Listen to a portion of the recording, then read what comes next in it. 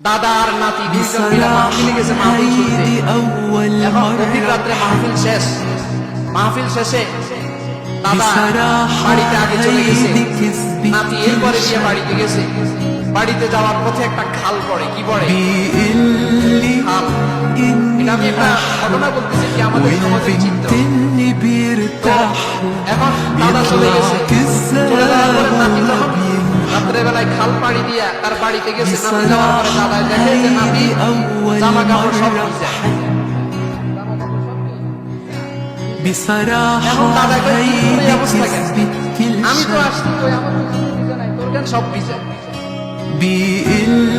এখন নাতি কি বলতেছে, নাতি তোর সব ভিজে কেন?